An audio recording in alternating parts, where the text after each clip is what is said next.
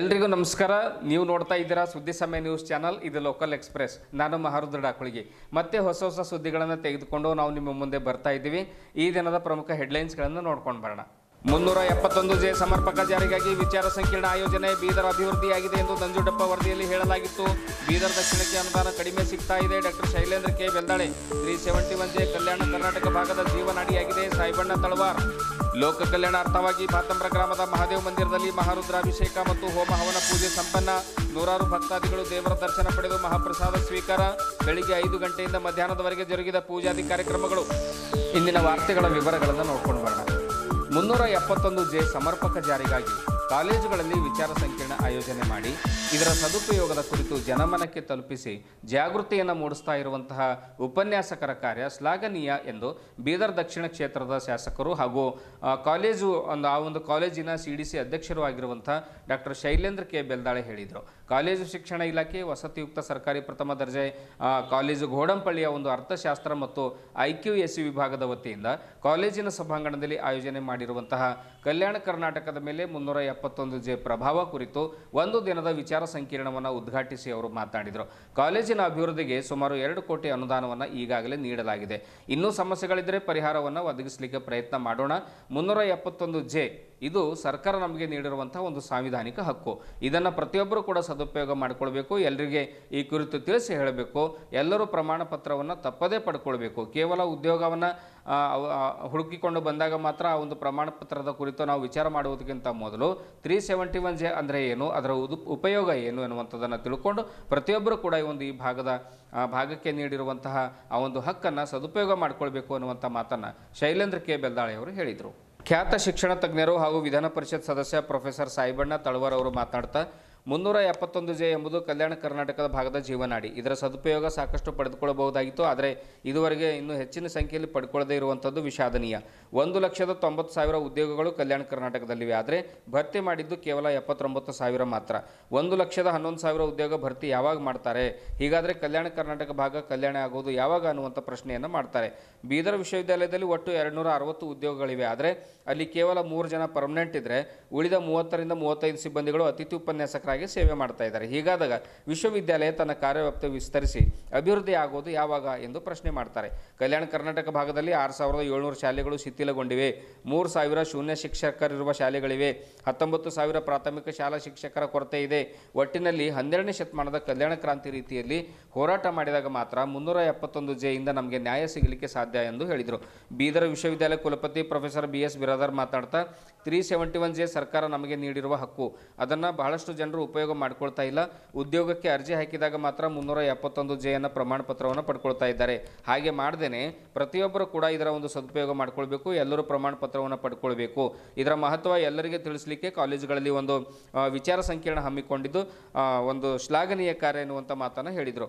ಪ್ರಾಸ್ತಾವಿಕವಾಗಿ ಮಾತನಾಡಿದ ವಸತಿಯುಕ್ತ ಸರ್ಕಾರಿ ಪ್ರಥಮ ದರ್ಜೆ ಕಾಲೇಜಿನ ಪ್ರಾಚಾರ್ಯರು ಹಾಗೂ ಬೀದರ ವಿಶ್ವವಿದ್ಯಾಲಯದ ಡೀನ್ ಪ್ರೊಫೆಸರ್ ದೇವಿದಾಸ್ ತುಮಕುಂಟೆ ಅವರು ಮಾತನಾಡ್ತಾ ಪ್ರಾದೇಶಿಕ ಅಸಮತೋಲನ ಹೋಗಲಾಡಿಸಿ ಆರ್ಥಿಕ, ಶೈಕ್ಷಣಿಕ, ಔದ್ಯೋಗಿಕ ಕ್ಷೇತ್ರದಲ್ಲಿ ಕಲ್ಯಾಣ ಕರ್ನಾಟಕ ಭಾಗವನ್ನು ಅಭಿವೃದ್ಧಿಪಡಿಸಲು 371 ಜೆ ಹಕ್ಕು ಸರ್ಕಾರ ನಮಗೆ ನೀಡಿದೆ. ಹೀಗಾಗಿ ವೈದ್ಯಕೀಯ, ಕೃಷಿ, ಪಶು ವೈದ್ಯಕೀಯ, ತಾಂತ್ರಿಕ, ಇಂಜಿನಿಯರಿಂಗ್ ಸೇರಿದಂತೆ ವಿವಿಧ ರೀತಿಯ ಕೋರ್ಸ್ಗಳ ಮೂಲಕ ಉನ್ನತ ಶಿಕ್ಷಣ ಪಡೆದು ಔದ್ಯೋಗಿಕವಾಗಿ ಸದುಪಯೋಗ ಪಡೆದುಕೊಳ್ಳುವ ಕುರಿತು ವಿಚಾರ ಸಂಕಿರಣವನ್ನು ಆಯೋಜನೆ ಮಾಡಿದ್ದೇವೆ. ಜನರಲ್ಲಿ ಜಾಗೃತಿ ಮೂಡಿಸಲಿಕ್ಕೆ ಈ ಒಂದು ವಿಚಾರ ಸಂಕಿರಣ ನಡೆಸಿದ್ದೇವೆ ಅನ್ನುವಂಥ ಮಾತನ್ನು ಹೇಳಿದರು. ವೇದಿಕೆ ಮೇಲೆ ಬೀದರ್ ವಿಶ್ವವಿದ್ಯಾಲಯ ರಿಜಿಸ್ಟ್ರಾರ್ ಪರಮೇಶ್ವರ್ ನಾಯಕ್, ಮೌಲಾನಾ ಆಜಾದ್ ರಾಷ್ಟ್ರೀಯ ಉರ್ದು ವಿಶ್ವವಿದ್ಯಾಲಯ ಹೈದರಾಬಾದ್ನ ಡಾಕ್ಟರ್ ನವೀನ್ ಕುಮಾರ್ ಎನ್, ಗುಲ್ಬರ್ಗಾ ವಿಶ್ವವಿದ್ಯಾಲಯ ಅರ್ಥಶಾಸ್ತ್ರ ವಿಭಾಗದ ಮುಖ್ಯಸ್ಥ ಪ್ರೊಫೆಸರ್ ದಶರಥ್ ನಾಯಕ್, ಕರ್ನಾಟಕ ಕಾಲೇಜಿನ ನಿವೃತ್ತ ಪ್ರಾಧ್ಯಾಪಕರಾದ professor Jagannath Hebbale, professor Jayakumar Shinde, doctor Umakant Patil ಸೇರಿದಂತೆ ಇನ್ನು ಅನೇಕ ಜನರು ಉಪಸ್ಥಿತರಿದ್ದರು. ನಂಜುಂಡಪ್ಪ ಅವರದ್ದು ಕಾನ್ಸ್ಟಿಟ್ಯೂಟ್ ಆಗಿತ್ತು 2002ರಲ್ಲೇನೋ ಮೋಸ್ಟ್ಲಿ. ಅವಾಗ ನಾವಿನ್ನು 2002ರಲ್ಲೇನೋ 2002ರಲ್ಲಾಗಿತ್ತು. ನಾವೇನೋ ಅವಾಗ ರಾಜಕೀಯಕ್ಕೆ ಬಂದಿಲ್ಲ. ಅವ ಆಗಿದಾಗ ಕ್ಷೇತ್ರ ವಿಂಗಡಣೆ ಆಗಿದ್ದಿಲ್ಲ. 2008ರಲ್ಲಿ ಹುಲ್ಸೂರು ಹೋಗಿ ಬೀದರ್ ದಕ್ಷಿಣ ಹೊಸ ಕ್ಷೇತ್ರ ಆಯಿತು. ಅವು ಅದೇ ಕಾನ್ಸ್ಟಿಟ್ಯೂಷನ್ ಅದೇ ತೊಗೊಂಡು ಹೋಗಿದ್ದಾರೆ ಅವರು. ಇದನ್ನೇ ಅವು ಬೀದರ್ ಡೆವಲಪ್ಡ್ ತಾಲೂಕು ಅಂತ ಅವರು ಕೊಟ್ಟಿದ್ದರು. ಆಗಿನ ಟೈಮಲ್ಲಿ ಆಗಿತ್ತು, ಹಂಗೆ ಕೊಟ್ಟಿದ್ದಾರೆ. ಬಟ್ ಕ್ಷೇತ್ರ ವಿಂಗಡಣೆ ಆದಮೇಲೆ ಸರ್ಕಾರ ಜವಾಬ್ದಾರಿ, ಯಾವುದೇ ಸರ್ಕಾರ ಇರಲಿ, ಇದು ಸರ್ಕಾರ ಅದು ಸರ್ಕಾರ ಅಂತ ಅಂಬಲ್ಲ. ಆವಾಗ ಈ ಕ್ಷೇತ್ರ ವಿಂಗಡಣೆ ಆದಾಗ ಪ್ರತಿ ಗ್ರಾಮ ಪಂಚಾಯತ್ ಸೇರಿದಂಥ ನಮ್ಮ ಕ್ಷೇತ್ರ 35 ಗ್ರಾಮ ಪಂಚಾಯತ್, ಯಾವ ನಗರಸಭೆ ಇಲ್ಲ, ಪಟ್ಟಣ ಪಂಚಾಯತ್ ಇಲ್ಲ, ಪುರಸಭೆ ಇಲ್ಲ. 3 ಬಂದರೆ ಅವ್ರಿಗೆ ನಗರೋತ್ಥಾನ ಅಮೃತ್ ಯೋಜನೆ ಕೇಂದ್ರ ಸರ್ಕಾರ ಸಾಕಷ್ಟು ದುಡ್ಡು ಬರ್ತದೆ. ಈ ಬೀದರ್ ನಗರಕ್ಕೆ ಮೊನ್ನೆ ಕೇಂದ್ರ ಸರ್ಕಾರದಲ್ಲಿ 40 ಕೋಟಿ ರೂಪಾಯಿ ಬಂತು ಬೀದರ್ ಅಭಿವೃದ್ಧಿಗೋಸ್ಕರ ಸ್ವಚ್ಛ ಭಾರತದಲ್ಲಿ. ಅದಲ್ಲದೆ ನಗರೋತ್ಥಾನದಲ್ಲಿ ಸಾಕಷ್ಟು ಕೋಟಿಗಟ್ಟಲೆ, ಹುಮನಾಬಾದಲ್ಲಿ 160 ಕೋಟಿ ಬಂತು, ಬಸವ ಕಲ್ಯಾಣ ಬಂತು, ಔರಾದ್ ಬಂತು ಮತ್ತು ಬೀದರ್ ಬಂತು. ಅವರು ಬೇರೆ ಅನುದಾನ, ನಮ್ಮ ಕ್ಷೇತ್ರ ಓನ್ಲಿ ಬರೋದು KKIDB ಒಂದೇ, ಕಲ್ಯಾಣ ಕರ್ನಾಟಕ ಒಂದೇ ಬರಬೇಕು. ಅದು ಅದರಲ್ಲಿ ಹೋದ ಸಲ 24 ಕೋಟಿ ಬಂದಿತ್ತು ನನಗೆ ಮೊದಲಾಗ MLA ಆದಾಗ. ಇವಾಗ 28 ಕೋಟಿ ಬಂದಿದೆ. ನಾವು ಬೆಳಗಾವಿ ಅಧಿವೇಶನದಲ್ಲಿ ಕೂಡ ನಾನು ಕ್ವಶನ್ ಮಾಡಿದೆ, ಪ್ರಾದೇಶಿಕ ಅಸಮತೋಲನ ಆಗಿದೆ ನಮ್ಮ ಕ್ಷೇತ್ರ ಜನರಿಗೆ, ಬಡ ಜನರ ನಮ್ಮಲ್ಲಿ SC ST OBC ಎಲ್ಲ ಸಮಾಜ ಜನ ನಮ್ಮ ಕ್ಷೇತ್ರದಾಗ. ಅದಕ್ಕೊಂದು ಹೊಸ ಕಾನ್ಸ್ಟಿಟ್ಯೂಷನ್ ಮಾಡಿ ಮರು ವಿಂಗಡಣೆ ಮಾಡಿ ಅನುದಾನ ಬಿಡುಗಡೆ ಮಾಡ್ರಿ ಅಂತ ನಾನು ಹೇಳಿದ್ದೆ. ಗೋವಿಂದರಾಜು ಅಂಬರು ರಿಟೈರ್ಡ್ ಅವರು ಚೇರ್ಮನ್ ಮಾಡಿದ್ದಾರೆ ಮಾನ್ಯ ಮುಖ್ಯಮಂತ್ರಿಗಳು. ಅದು ಕಾರ್ಯರೂಪಕ್ಕೆ ಇನ್ನೂ ಬಂದಿಲ್ಲ. ಅದು ಯಾವಾಗ ಬರ್ತದೆ ಯಾವಾಗ ಆಗ್ತದೆ ಆಯ್ತಾ, ನಮ್ಮ ಎಲೆಕ್ಷನ್ನೇ ನಮ್ಮ ಪಿರಿಯಡೇ ಮುಗಿತದೆ ಮತ್ತು ಫ್ರೆಶ್ ಎಲೆಕ್ಷನ್ ಬರ್ತವೆ. ಬಟ್ ಅನ್ಯಾಯ ಆಗೋದು ನಮ್ಮ ಜನರಿಗಲ್ಲ ಅಂತ ಅದು ಒಂದೇ. ಅದಕ್ಕೆ ನಾನು ನೋವು ತೊಡ್ಕೊಂಡೆ. ಅವಾಗ ಸಮರ್ಪಕ ಜಾರಿನೇ ಆಗ್ತಾ ಇಲ್ಲ ಸರ್. ಈಗ ಈ ರೀತಿ ವಿಚಾರ ಸಂಕಿರಣಗಳೆಲ್ಲ ನಡೀತಾ ಇದ್ದಾವೆ, ಯಾವ ರೀತಿಯಾಗಿ ಇಲ್ಲ ಬಂದಿದ್ದ ಹಣ ಎಲ್ಲ ಉಪಯೋಗ ಆಗ್ತಾ ಇದೆ. ನಮ್ಮ ಕ್ಷೇತ್ರದಲ್ಲಿ ಎಲ್ಲ ಕಡೆ ರೋಡ್ ಮಾಡ್ತೇವೆ. ಇದೀಗ 3 ಕೋಟಿ ನಾನು ಗೆದ್ದ ಮೇಲೆ ಒಂದು ವರ್ಷದಲ್ಲೇ ಇದು ನೋಡಿದೆ. ಮೊದಲು ಕಾಂಪೌಂಡ್ ವಾಲ್ ಇರಲಿಲ್ಲ, ಕೆಲವು ಮೂಲಭೂತ ಸೌಕರ್ಯ ಇದೇ ಕಾಲೇಜ್ಗೆ ಇರಲಿಲ್ಲ. 3 ಕೋಟಿ ಕೊಟ್ಟಿದ್ದೀನಿ. 2.9 ಫರ್ನಿಚರ್, ಟೇಬಲು, ಕಾಂಪೌಂಡ್ ವಾಲ್, ನೀರಿನ ವ್ಯವಸ್ಥೆ, ಜನರೇಟರ್, ಏನು ಮೂಲಭೂತ ಸೌಕರ್ಯ ಬೇಕು ಕೊಡ್ತೀನಿ. ತಾವು ನೋಡ್ತಾ ಇದ್ದೀವಿ ಡೆವಲಪ್ಮೆಂಟ್ ಆಗೋದು. ಇದು ನಾನು ಗೆದ್ದಿದ್ದು 1 ವರ್ಷದಲ್ಲಿ. ನಾನು ಕೊಟ್ಟಿದ್ದಂತಿಲ್ಲ, ಜನರು ಕೆಚ್ಚಾರಂತ ನಾನು ಕೊಟ್ಟಿದ್ದೀನಿ. ಮತ್ತಿನ್ನೇನು ಬೇಕು ಮಾಡಿಕೊಡಿ. ಹಾಸ್ಟ್ಲ್ ಇದೆ, ಸುಮಾರು 4-5 ವರ್ಷ ಆಯಿತು ಹಾಗೆ ಕೊಳಿತಾ ಇತ್ತು. ಅದು ಸೋಷಿಯಲ್ ವೆಲ್ಫೇರ್ ಹ್ಯಾಂಡ್ ಓವರ್ ಮಾಡಿ ಅವ್ರಲಿಂದ ಮುಖಾಂತರ ನಡೆಸಬೇಕು ಅಂತ ಈ ಒಂದು ಪ್ರಯತ್ನ ಮಾಡಿದೆವು. ಮೊನ್ನೆ ಕೂಡ ಅಧಿವೇಶನದಲ್ಲಿ ಪರಿಶಿಷ್ಟ ಪಂಗಡ ಕಾಲನಿಗಳು ಏನೂ ಕೊಟ್ಟಿಲ್ಲ ಅನ್ನೋ ವಾದ ಮಾಡಿದೆ ಮುಖ್ಯಮಂತ್ರಿ ಜೊತೆ. ತಾವು ನೋಡಿದ್ರಿ, 10 ನಿಮಿಷ ವಾದ ಮಾಡೋದು. ಸುಮ್ಮನೆ ಈ ಸರ್ಕಾರ ಪರಿಶಿಷ್ಟ ಪಂಗಡ, ಪರಿಶಿಷ್ಟ ಜಾತಿ, OBC ಅವರು ಇದ್ರ ಕಡೆಯಿಂದ ನಾವು ಸರ್ಕಾರ ಬಂದಿದೆ, ಅವ್ರಲಿಂದ ಬಂದಿದೆ, ಬಟ್ ಅವರಿಗೆ ಉದ್ಧಾರ ಮಾಡ್ತಾಯಿಲ್ಲ.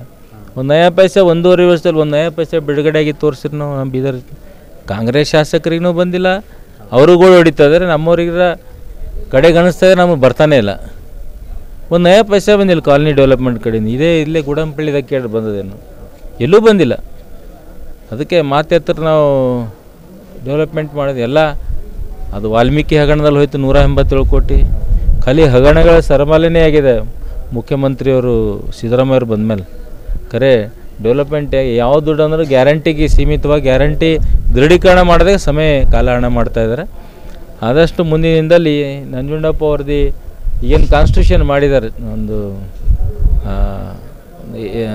ಕಮಿಟಿ ಬೇಗ ವರದಿ ಕೊಟ್ಟು ನಮ್ಮ ಕ್ಷೇತ್ರದ ಜನರಿಗೆ ನ್ಯಾಯ ಕೊಡಿಸ್ಬೇಕಂತ ನಿಮ್ಮ ಮುಖಾಂತರ ಹೇಳ್ತೀನಿ ಅಷ್ಟೇ. ಧನ್ಯವಾದ. ಪ್ರಾಧಿಕಾರಗಳು ಸಹಿತ ರಚನೆಗೊಂಡವು, ಜೊತೆಗೆ ಕೆಲವೊಂದು ನಿಗಮಗಳು ಸಹಿತ ಜಾರಿಗೆ ಬಂದವು. ನಿಗಮಗಳೆಂದರೆ ರಾಜಕೀಯ ಸವಲತ್ತುಗಳಾಗಲಿ ಮತ್ತು ಕೆಲವೊಂದು ಪ್ರಮುಖವಾದ ಸಮುದಾಯಗಳಿಗೆ ಸಹಿತ ನಿಗಮಗಳು ರಚಿಸಿ ಆ ನಿಗಮಗಳಿಂದ ಈ ಒಂದು ಪ್ರದೇಶ ಅಂದರೆ ಹೈದರಾಬಾದ್ ಕರ್ನಾಟಕ ಪ್ರದೇಶಕ್ಕೆ ಪ್ರಾಶಸ್ತ್ಯ ನೀಡಿ ಅಭಿವೃದ್ಧಿಪಡಿಸಲಿಕ್ಕೆ ಕಾನೂನು ಕ್ರಮಗಳು ಸಹಿತ ಕೈಗೊಳ್ಳಲಾಯಿತು ಅನ್ನೋದು ಒಂದು ಪ್ರಮುಖವಾದಂಥ ಅಂಶ. ಹಾಗಾಗಿಯೇ ನಾವು ಅನೇಕ ಬರಹಗಳು, ವಿಚಾರಗಳು ಕೂಲಂಕಷವಾಗಿ ವ್ಯಕ್ತಪಡಿಸಿದಾಗ ಇಲ್ಲಿ ಇನ್ನೂ ಅನೇಕ ಪ್ರಮುಖ ಅಂಶಗಳು ಇವೆ. ಅದರ ಬಗ್ಗೆ ಇನ್ನೂ ಏನು ಒತ್ತು ಕೊಡಬೇಕು, ಯಾವ ಥರದಂಥ ನಿಯಮಗಳು ಜಾರಿ ತರಬೇಕು, ಏನು ವಸ್ತುಸ್ಥಿತಿ ಪ್ರಕಾರ ಇನ್ನೂ ಹೆಚ್ಚಿನ ದೃಷ್ಟಿಯಲ್ಲಿ ಈ ಪ್ರದೇಶ ಮುಂದೆ ಬರಬೇಕು ಅನ್ನೋದ್ರ ಬಗ್ಗೆನೇ ಈ ಒಂದು ವಿಚಾರ ಸಂಕಿರಣದ ಪ್ರಮುಖವಂಥ ವಿಷಯಗಳು ನಾವು ಆಯ್ಕೆ ಮಾಡ್ಕೊಂಡಿದ್ದೀವಿ. ಅಂಥ ವಿಷಯಗಳೇ ನಾವು ನೋಡಬೇಕಾದ್ರೆ historical concept and evaluation of article 371 ಇದು ನಿಜಾಮನ ಆಳ್ವಿಕೆ ಹಿಡ್ಕೊಂಡು ಅಥವಾ ಭಾರತ ಸ್ವಾತಂತ್ರ್ಯ ಪೂರ್ವದಲ್ಲಿ ಹಿಡ್ಕೊಂಡು ಮತ್ತು ಸ್ವಾತಂತ್ರ್ಯ ಆದಮೇಲೆ ರಾಜ್ಯ ಸರ್ಕಾರಗಳು ರಚನೆಗೊಂಡ ಮೇಲೆ ಪ್ರಾಂತ್ಯವಾರ ಆದಮೇಲೆ ಇದು ಏನು, ಅದರ ಜೊತೆಗೇ ಈ ವಿಚಾರ ಸಂಕಿರಣದಲ್ಲಿ ಇನ್ನೊಂದು ಪ್ರಮುಖವಂಥ ವಿಷಯ ನಾವು ಮಾಡಬೇಕಂತಂದಿದ್ದೀವಿ. ಏನು ಅಂತಂದರೆ ನಿಜಾಮನ ಆಳ್ವಿಕೆ ಜೊತೆಗೇ 17ನೇ ನವೆಂಬರ್ ಸೆಪ್ಟೆಂಬರ್ 17 ಇದು ವಿಮೋಚನಾ ದಿನ ಆಚರಣೆ ಪ್ರಯುಕ್ತ ಸಹಿತ ಕೆಲವೊಂದು ಪೇಪರ್ಸ್, ಕೆಲವೊಂದು ಬರಹಗಳು ಸಹಿತ ಇದರಲ್ಲಿ ವಿಚಾರ ಮಾಡಬೇಕು ಏನಾಯಿತು ಅನ್ನೋದ್ರ ಬಗ್ಗೆ. ಅದ್ರ ಜೊತೆಗೇ ನಾವು ಸ್ವಾತಂತ್ರ್ಯ ಆದಮೇಲೆ ನಮ್ಮದು ಏಕೀಕರಣ ಆಗಿಲ್ಲ ರಾಜ್ಯ, ಈ ಹೈದರಾಬಾದ್ ಪ್ರದೇಶ ನಿಜಾಮನ ಆಳ್ವಿಕೆಯಲ್ಲಿ ಇತ್ತು. ಆವಾಗ ಈ ಪ್ರದೇಶದಲ್ಲಿ ಕೆಲವೊಂದು ದಂಗೆಗಳು, ಅಂದರೆ ನಿಜಾಮನ ದುರಾಡಳಿತದಿಂದ ಹಿಂಸಾಚಾರಗಳು ಮುಂತಾದವು ಸಹಿತ ನಡೀತು.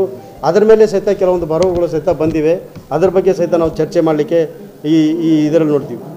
ಜೊತೆಗೆ ಸಾಮಾಜಿಕ ಮತ್ತು ಆರ್ಥಿಕ ಬೆಳವಣಿಗೆ ಆಯಾ ಪಂಗಡ ಇರ್ಬೋದು ಅಥವಾ ಇಡೀ ಕಲ್ಯಾಣ ಕರ್ನಾಟಕದ ಆರ್ಥಿಕ ಮತ್ತು ಸಾಮಾಜಿಕ ಸುಧಾರಣೆಗಳ ಬಗ್ಗೆ ಕೂಲಂಕುಷವಾಗಿ ಚರ್ಚೆ ಮಾಡಲ್ಪಡುವಂಥ ವಿಷಯಗಳು ಮತ್ತು ಶಿಕ್ಷಣದ ಒಂದು ಅಭಿವೃದ್ಧಿ, ಅದು ತಾಂತ್ರಿಕ ಶಿಕ್ಷಣ ಇರ್ಬೋದು, ವೈದ್ಯಕೀಯ, ಪಶುವೈದ್ಯಕೀಯ, ಇಂಜಿನಿಯರಿಂಗು, ಆಮೇಲೆ ಕೃಷಿ ವಿಜ್ಞಾನ ಮತ್ತು ಇವು ತಾಂತ್ರಿಕ ಜೊತೆಗೆ ತರಬೇತಿವಾರು ಇವು BEd ಆಗಲಿ ಮುಂತಾದ ವಿಷಯಗಳ ಬಗ್ಗೆ, ವಿದ್ಯಾವರ್ಧಕಗಳ ಬಗ್ಗೆ ಕೂಲಂಕುಷವಾಗಿ ವಿಚಾರ ಮಾಡಿ ಬರಹಗಳು ತಂದು ಇನ್ನೂ ಏನು ಮಾಡಬೇಕು ಅನ್ನೋದ್ರ ಬಗ್ಗೆ ಕೆಲವೊಂದು ವಿಚಾರಗಳು ಸಹಿತ ವ್ಯಕ್ತಪಡಿಸಲಿಕ್ಕೆ ಈ ಒಂದು ವಿಚಾರ ಸಂಕಿರಣದ ಒಂದು ಉದ್ದೇಶ ಇಟ್ಕೊಂಡಿದ್ದೀವಿ ಅಂತ ಹೇಳ್ತೀವಿ. ಇನ್ನೊಂದು ಪೊಲಿಟಿಕಲ್ ಆ್ಯಂಡ್ ಅಡ್ಮಿನಿಸ್ಟ್ರೇಟಿವ್ ಇಂಪ್ಲಿಕೇಶನ್ಸ್ ಇದೆ. ಅಂದರೆ ರಾಜಕೀಯ ವ್ಯವಸ್ಥೆ, ರಾಜಕೀಯದಲ್ಲಿ ಯಾವ ಪ್ರಾಶಸ್ತ್ಯ ಬರಬೇಕು, ಏನಾಗಬೇಕು ಅನ್ನೋದ್ರ ಬಗ್ಗೆ, ಜೊತೆಗೆ ಎನ್ವೈರ್ಮೆಂಟಲ್ ಆ್ಯಂಡ್ ಸಸ್ಟೈನೇಬಲ್ ಡೆವಲಪ್ಮೆಂಟ್, ಪರಿಸರ ಮತ್ತು ಸುಸ್ಥಿರ ಅಭಿವೃದ್ಧಿ, ಈ ಪ್ರಾದೇಶಿಕತೆಯಲ್ಲಿ ಏನಾಗಬೇಕು ಅನ್ನೋದರ ಬಗ್ಗೆ ಸಹಿತ ಕೆಲವೊಂದು ವಿಷಯಗಳು ನಾವು ಗಣನೆಗೆ ತೆಗೆದುಕೊಂಡಿದ್ದೀವಿ. ಯಾವುದು ಅಂದರೆ ಪರಿಸರ ಮತ್ತು ಸುಸ್ಥಿರ ಅಭಿವೃದ್ಧಿ, ಸಂಪನ್ಮೂಲಗಳ ರಕ್ಷಣೆ ಆಗೋರ ಜೊತೆಗೇ ಅಭಿವೃದ್ಧಿ ಮಾಡಬೇಕು.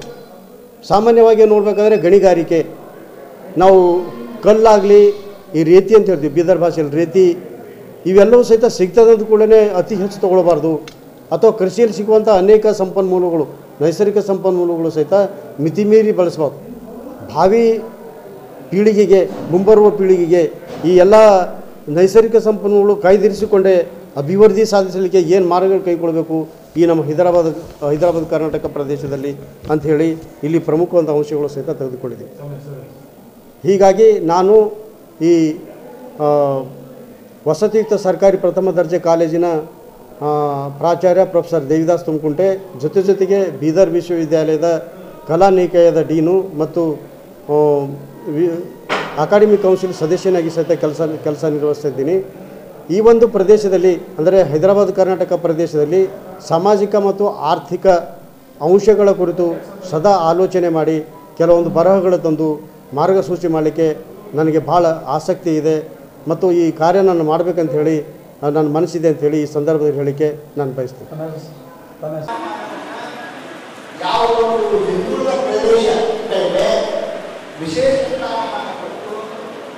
ಯಾವ ಸಮಸ್ಯೆಗಳನ್ನು ಆ ಭಾಗ ಎದುರಿಸ್ತಾ ಇದೆ, ಆ ಸಮಸ್ಯೆಗಳನ್ನು ಹೋಗಲಾಡಿಸುವ ಸಲುವಾಗಿ ವಿಶೇಷ ಸ್ಥಾನಮಾನವನ್ನು ಕೇಂದ್ರ ಸರ್ಕಾರ ಕಾನೂನಿನ ಪ್ರಕಾರ ಅದನ್ನು ಏನಪ್ಪ ಅಂದರೆ ಆದರೆ ಉಳಿತಾಯ ನಾವು ಅದನ್ನು ಸದುಪಯೋಗ ಹೆಚ್ಚಿಗೆ ಮಾಡ್ಕೊಳ್ತಾ ಇಲ್ಲ. ಅದು ಶಿಕ್ಷಣ ಆಗಿರ್ಬೋದು, ಆರೋಗ್ಯ ಆಗಿರ್ಬೋದು ಮತ್ತು ನೀರಾವರಿ ಆಗಿರ್ಬೋದು, ಇನ್ನು ಯಾವುದೇ ಒಂದು ಅಭಿವೃದ್ಧಿ ಕಾರ್ಯ ಅದರ ಇವತ್ತಿನವರೆಗೂ ಸಹಿತ ನಾವು ಜೀವನ ಅಂತೇಳಿ ನಾವು ಪ್ರಶ್ನೆ ಮಾಡ್ತಕ್ಕಂಥ ಎದೆಗಾರಿಕೆ ನಮ್ಮ ಭಾಗದಲ್ಲಿ ಯಾರು ಬಂದಿಲ್ಲ. ಯಾವಾಗ ಹೋಗ್ತೀವಿ ಗೊತ್ತಿಲ್ಲ. ನಮ್ಗೇನಂದ್ರೆ ಒಂದು ಅಡ್ಜಸ್ಟ್ಮೆಂಟ್ ರೋಡ್ ಇಲ್ಲ, ಚಲ್ತ ಹಾಸ್ಪಿಟಲ್ನಲ್ಲಿ ಹಾಸಿಗೆಗಳಿಲ್ಲ, ಬೆಡ್ ಇಲ್ಲ, ಚಲ್ತ ಡಾಕ್ಟರ್ಗಳಿಲ್ಲ, ಚಲ್ತ ಸತ್ರು ಸಹಿತ ರೋಡಿಗೆ ನಿಂತು ಪೋಸ್ಟ್ ಮಾರ್ಟಮ್ ಮಾಡ್ತಾರೆ. ರೋಡಿಗೆ ಹಣ ಹಾಕಿ ಪೋಸ್ಟ್ ಮಾರ್ಟಮ್ ಮಾಡ್ತಾರೆ. ಈ ಭಾಗದಲ್ಲಿ ಆಸ್ಪತ್ರೆಗಳು ಇದ್ರೂ ಸಹಿತ ಹೆರಿಗೆಗಳು ಕಂಪೌಂಡ್ ನಮ್ಮ ತಾಯಿನ ಹೆರಿಗೆಗಳು ಕಂಪೌಂಡ್ ಆಗ್ತಾ ಇರ್ತವೆ. ಆದರೂ ಸಹಿತ ಚಲ್ತ ನಮ್ಮ ಭಾರತದ ವಿದ್ಯಾರ್ಥಿನಿಯರು ಅಡೋಲಸೆನ್ಸ್ ಅವರಿಗೆ ಯುವತಿಯರು ಅಡೋಲಸೆನ್ಸ್ 14 ವರ್ಷ ಯಾರು ಬೇರಿರ್ತಾರಲ್ಲ ಅವರು ಅಡೋಲಸೆನ್ಸ್ ಅಂತ ಕೇಳ್ತಾರೆ. ಅವರು ಸ್ತನ್ಪಗಳು ಯಾವ ವಯಸ್ಸಿಗೆ ಎಷ್ಟು ಅವರು ಬೆಳಿಬೇಕಾಗಿತ್ತು ಅವರ ದೇಹ ಅಷ್ಟು ಬೆಳೆಯೋದಿಲ್ಲ. ಹಾಗಾಗಿಯೇ ಇಲ್ಲಿ ಮಾರ್ಟಲಿಟಿ ರೇಟ್ ಹೆಚ್ಚಿಲ್ಲ, ತಾಯಿಯ ಸಾವು ಹೆಚ್ಚಿನ ಪ್ರಮಾಣದಲ್ಲಿ ಇದೆ.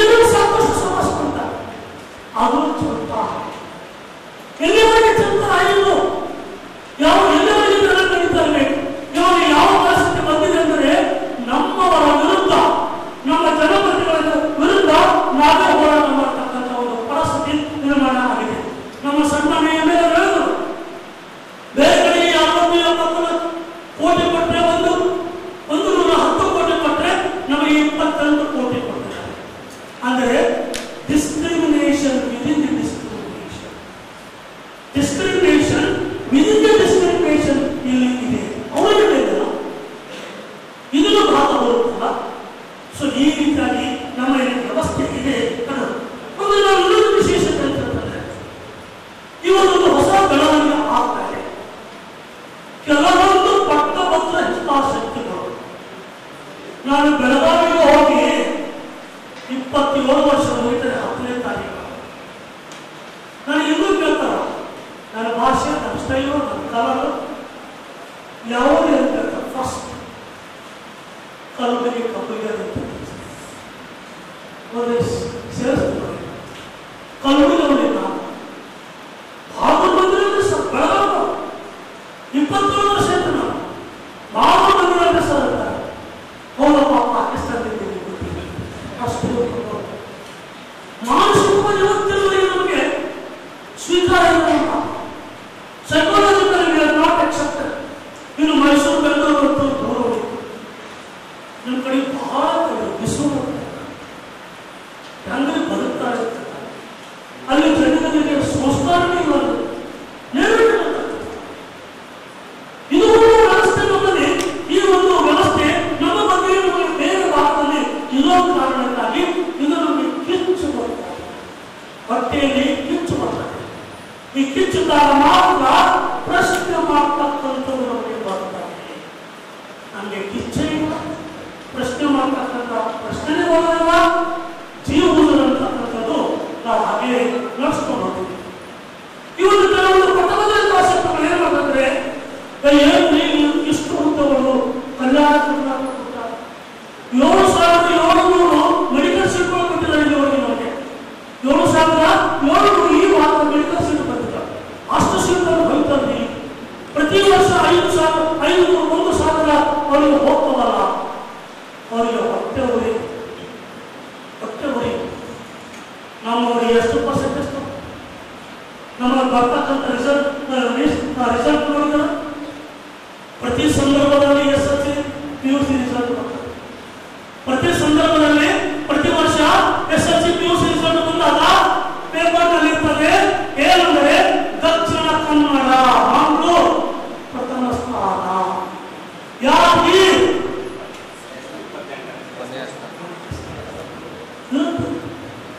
ಯಾವಾಗ ಯಾದಗಿರಿ ಯಾವಾಗ, ಕಲಬುರಗಿ ಯಾವಾಗ, ಕೊಪ್ಪಳ ಯಾವಾಗ, ಬೀದರ್ ಯಾವಾಗ, ರಾಯಚೂರು ಯಾವಾಗ?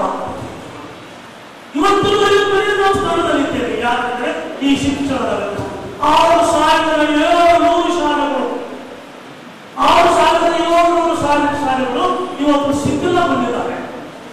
ಪಾಠ ಮಾಡುವಂತಿದ್ದಲ್ಲಿ 3,000 ಶೂನ್ಯ ಶಿಕ್ಷಕರು, 3,000 ಶೂನ್ಯ ಶಿಕ್ಷಕರು ಶಿಕ್ಷಕರಲ್ಲಿ ಆ 3,000 ಶೂನ್ಯ ಶಿಕ್ಷಕರಲ್ಲಿ 470 ಕೇವಲ ಒಂದು ಯಾದಗಿರಿ ಜಿಲ್ಲೆಯಲ್ಲಿ. ಲೋಕ ಕಲ್ಯಾಣಾರ್ಥವಾಗಿ ಸಕಲರ ಒಳಿತಿಗಾಗಿ ಭಾಲ್ಕಿ ತಾಲೂಕಿನ ಭತಂಬ್ರ ಗ್ರಾಮದ ಮಹಾದೇವ ಮಂದಿರದಲ್ಲಿ ವಿಶೇಷ ಮಹಾರುದ್ರಾಭಿಷೇಕ ಹಾಗೂ ಹೋಮ ಹವನ ಕಾರ್ಯಕ್ರಮ ನೆರವೇರಿದೆ. ಮುಂಜಾನೆ 5 ಗಂಟೆಯಿಂದ ಪೂಜೆ ಕಾರ್ಯಕ್ರಮಗಳು ಆರಂಭವಾಗಿ ಮಧ್ಯಾಹ್ನದವರೆಗೆ ನೆರವೇರಿದವು.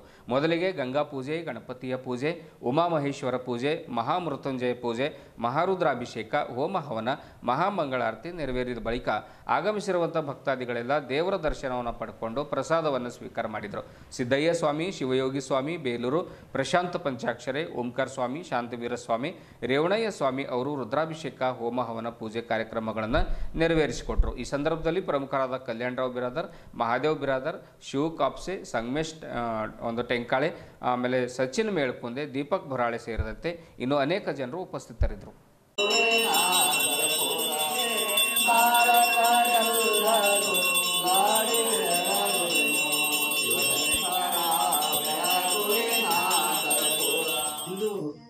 ಭತಂಬ್ರ ಗ್ರಾಮದ ಆರಾಧ್ಯ ದೇವನಾದ ಶ್ರೀ ಮಹದೇಶ್ವರ ಸ್ವಾಮಿ ದೇವಸ್ಥಾನದಲ್ಲಿ ರುದ್ರಾಭಿಷೇಕ ಪೂಜೆ ಮತ್ತು ಹೋಮ ಪೂಜೆಯನ್ನು ಕೈಗೊಂಡಿದ್ವಿ.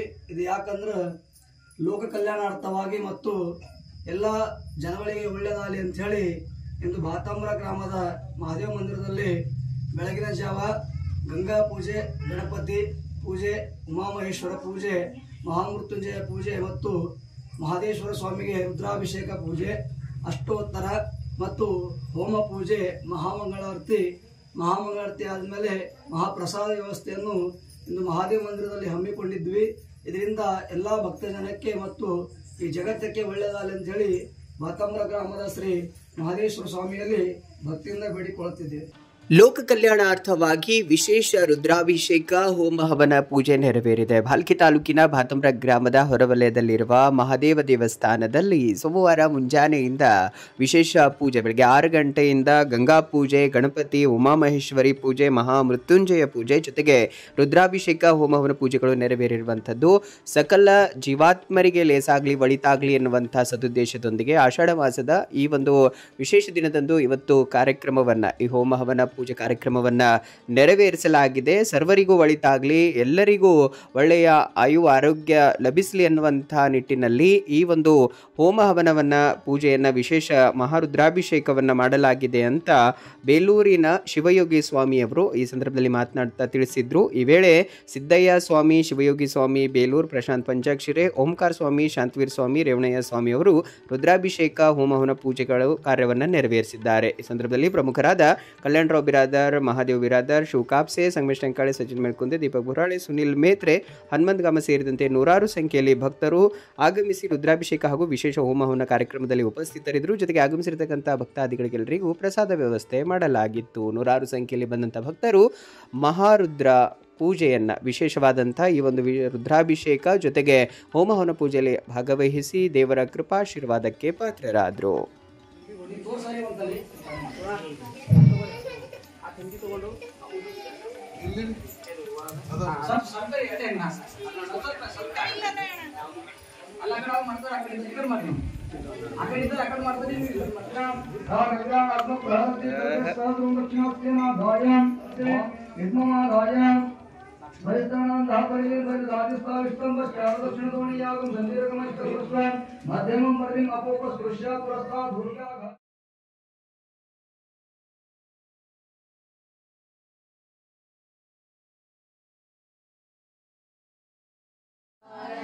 महेश्वराय नमः, ओम शंभवे नमः, ओम वल्लभाय नमः, शिवाय नमः, शिवाय नमः, शिवाय नमः, शिवाय नमः, भूषणाय नमः, शिवाय नमः, शिवाय नमः, शिवाय नमः, शिवाय नमः, शिवाय नमः, विग्रहाय नमः, शिवाय नमः, शिवाय नमः, शिवाय नमः, शिवाय मणिपूजितलिङ्गं फणिपतिवेशितशोभितलिङ्गं प्रणमामि सदा शिवरि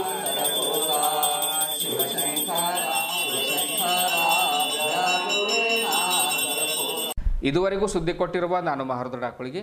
ಮತ್ತೆ ಮುಂದಿನ ವಾರ್ತೆಗಳೊಂದಿಗೆ ಭೇಟಿಯಾಗೋಣ. ವಂದನೆಗಳು.